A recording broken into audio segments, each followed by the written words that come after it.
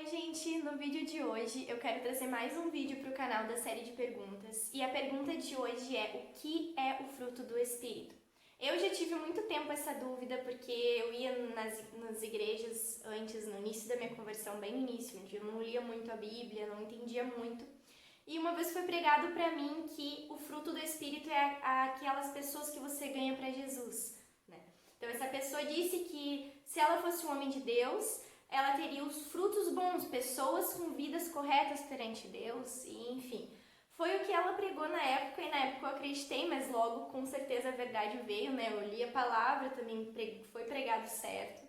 E aí eu descobri então o que realmente era o fruto do Espírito, que não é o que você ganha para Jesus, mas sim é aquilo que o Espírito Santo ele desenvolve em nós quando a gente o tem, né? Então vamos ler Gálatas 5:22, que diz assim: mas o fruto do Espírito é amor, alegria, paz, paciência, amabilidade, bondade, fidelidade, mansidão e domínio próprio. Contra essas coisas não há lei. Então aqui Paulo, ele fala claramente que o fruto do Espírito e ele fala esse conjunto, essa seleção de virtudes que se complementam. Então por que Paulo traz no singular o fruto e não os frutos? Porque pensa numa laranja ela é composta de vários gomos, assim é o fruto do Espírito. Ele é feito de várias virtudes que se nós tivermos uma e não tivermos a outra, de nada vale, nós não temos o fruto. O fruto ele depende, as virtudes dependem uma das outras para formar esse fruto. Esse fruto que faz com que nós tenhamos uma conduta cristã, uma conduta reta perante o Senhor. Inclusive, Paulo aqui ele está falando sobre isso, sobre não viver pela carne, mas viver pelo Espírito, a conduta que nós temos que ter quando nós somos transformados. E falando disso, eu já quero aproveitar e ler o que João Batista falou, a importância do fruto que João Batista fala, lá em Lucas capítulo 3, verso 7. Tinha ali pessoas, né, no caso fariseus, pessoas incrédulas, digamos, incrédulas em Cristo, que queriam se batizar. Quando João começou a pregar o batismo, eles queriam se batizar. E ali João conhecia, via o coração deles que eles não tinham nada de cristãos, nada de crédulos, né? Mas queriam se dispor a se batizar somente para se aparecer mesmo, para ter a aparência de que foram batizados por João, até para não serem criticados, já que foi uma época onde todos estavam se batizando, né? Como que eles iam ficar de fora se eles eram os que mais pregavam acerca da lei? Então ali eles quiseram se batizar e João disse assim para eles: raça de víboras, quem lhes deu a ideia de fugir da ira que se aproxima? Deem frutos que mostrem o arrependimento e não comecem a dizer a si mesmo: Abraão é nosso pai, pois eu lhes digo que dessas pedras Deus pode fazer surgir filhos a Abraão. O machado já está posto à raiz das árvores, e toda árvore que não der bom fruto será cortada e lançada ao fogo. Então aqui ele diz fruto de arrependimento. Você tem que ter o fruto de arrependimento para ser batizado. Por quê? Porque vai mostrar que você vive no Espírito, que você mudou, que você tem uma conduta correta com Cristo. Depois nós vemos que Jesus também fala sobre isso. Jesus fala sobre isso em Lucas 6, verso 43 ao 45. Ele tem por título a árvore e o seu fruto. E Jesus diz assim: nenhuma árvore boa dá fruto ruim, nenhuma árvore ruim dá fruto bom. Toda árvore é reconhecida por seus frutos. Ninguém colhe figos de espinheiros, nem uvas de ervas daninhas. O homem bom tira coisas boas do bom tesouro que está em seu coração, e o homem mau tira coisas más do mal que está em seu coração, porque sua boca fala o que está cheio o coração. Então, aqui Jesus ele também ficava indignado com a conduta das pessoas. Elas podiam pregar que era uma coisa, mas os seus frutos diziam outra coisa, né? Os frutos da sua árvore diziam outra coisa, não condiziam com aquilo que elas pregavam. Nunca se esqueça, a boca fala o que está no coração, a Bíblia diz isso, Jesus disse. Então não adianta a gente pregar uma coisa e agir de outra forma. A gente tem que agir também segundo aquilo que a gente fala, né? Então, por isso que Paulo mesmo ele fala: assim como andemos no Espírito, vivamos no Espírito. É um conjunto, não adianta a gente pregar uma coisa e viver outra, não adianta a gente usar uma virtude e dizer que tem um fruto. Não, você não tem um fruto se você tem uma virtude, você tem um fruto se você tem as virtudes, porque é isso que o Espírito Santo desenvolve em nós. Quando a gente aceita Cristo, quando a gente se batiza, começa a frequentar a igreja, o Espírito começa a habitar em nós. Lá em Atos 2, quando vem o Pentecostes, vem o Espírito Santo, a partir dali toda pessoa que era batizada, ela recebia o Espírito Santo de Deus. E ali o Espírito é que transformava o coração daquela pessoa.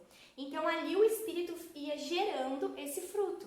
Ele ia gerando as virtudes até que esse fruto fosse realmente mostrado. E então a pessoa transparecia isso, porque aquilo que a gente é por dentro, a gente é por fora.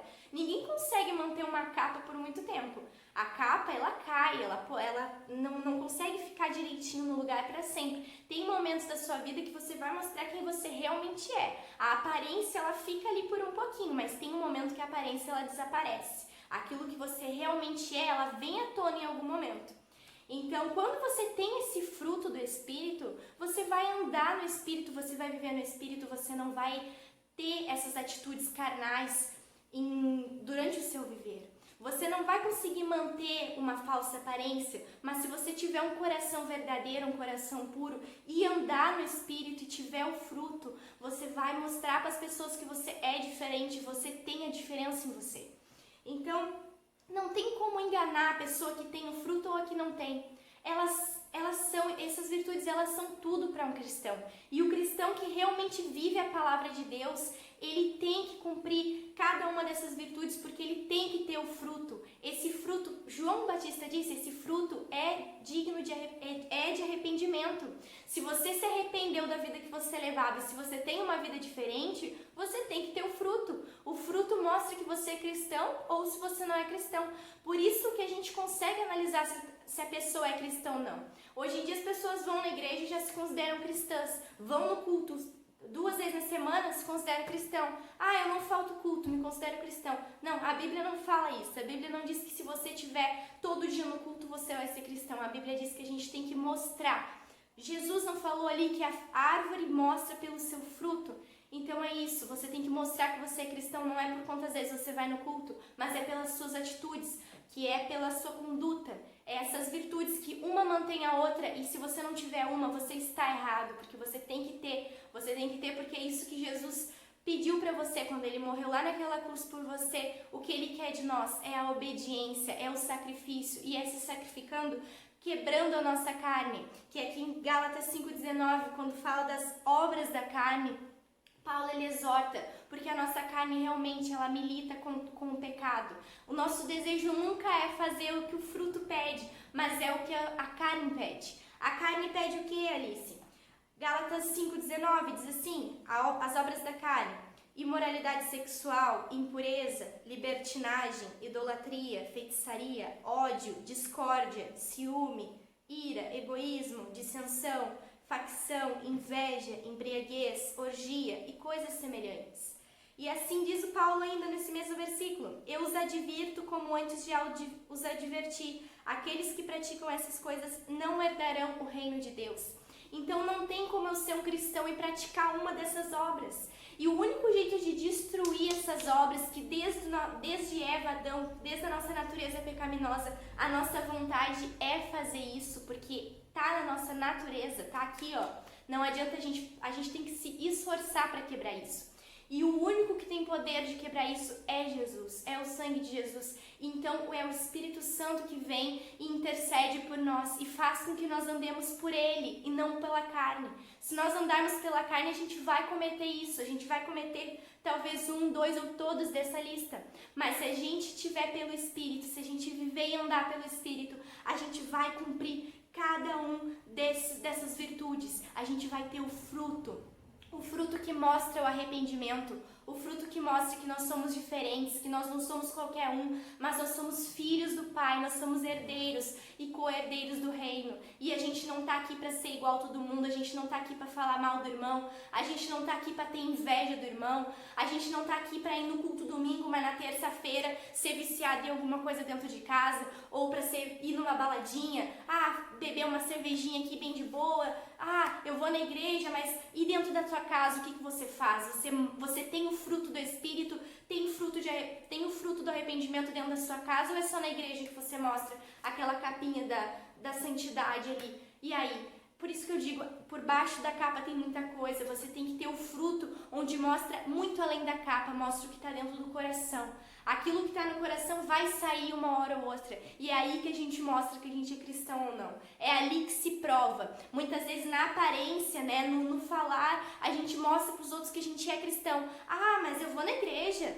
Mas eu sou cristão, eu creio em Jesus, eu creio em Deus. Mas ali a pessoa, o coração dela é um coração amargurado, um coração fechado, que planeja o mal, um coração que deseja o mal, que tem prazer na fofoca, tem prazer na intriga, um coração nada amável, nada, um coração que não tem nada de amabilidade, não tem amor. E uma coisa eu posso dizer para vocês, Paulo coloca amor em primeiro lugar e é por um motivo muito simples, que inclusive ele fala no capítulo 5. O amor, ele é o principal, o amor é o maior mandamento, o amor vai fazer com que as outras virtudes elas se cumpram. O amor é fundamental, porque se você ama, você vai manter a paz, se você ama, você não vai discutir, você vai ser uma pessoa boa, você não vai ficar em discórdia, em intriga, em problema, em dissensão. Então, e o domínio próprio que Paulo traz por último? O domínio próprio é o que mantém todas essas virtudes acontecerem, né? O domínio próprio vai te controlar. O domínio próprio vai manter as outras virtudes de pé. E, enfim, eu acho que é isso que eu queria trazer nesse vídeo. Eu queria trazer sobre essa questão que é tão importante na nossa vida, na vida de um cristão. No momento que a gente aceita Jesus, no momento que a gente aceita essa palavra, esse evangelho, e a gente começa a conhecer, a gente tem que ter mudança. E a mudança não é física, não. A mudança não é só você tirar uma calça e botar uma saia, não é você parar de pintar o cabelo. A mudança não é isso, até porque muita gente faz isso e por dentro é sujo, né? Por dentro a pessoa é podre por dentro. Então não adianta, o externo pode estar muito bonitinho e por dentro como que tá? Por dentro é que Jesus olha, por dentro é que Jesus vê. Não adianta. É isso que o cristão, ele tem que viver isso, ele tem que viver a palavra, ele tem que viver o fruto. Se ele mudou de vida, ele vai mostrar aqui, no fruto. Ele não vai mostrar no modo como ele se veste, ou se ele está indo na igreja, ou se ele parou de ir na festa. Não, o modo que ele vai mostrar é se ele tem cada uma dessas virtudes, ou se ele não tem. É assim que a gente se difere do mundo, é assim que a gente mostra a diferença. Inclusive eu ouvi algo muito profundo de uma pastora que eu amo muito, que é a Viviane, e ela disse assim que a verdadeira intimidade com Deus, ela não é exposta, ela é secreta. Quando a pessoa diz assim, eu busco muito a Deus, eu oro muito a Bíblia, eu vou na igreja, Deus fala comigo, quando eu oro eu choro. Se a pessoa ela fala muito, ela não vive.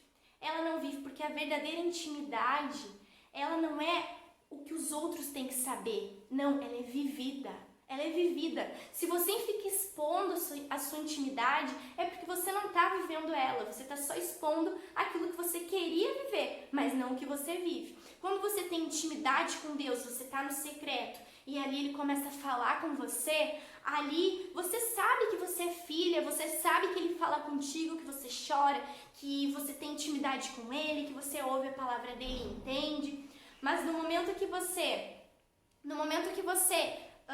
fala muito, você fala, mas não vive aquilo ali que você fala, então você está realmente tendo essa capa que te mantém, mas ali no secreto você não criou sua identidade, você só está mostrando uma identidade que você gostaria, mas que você não tem.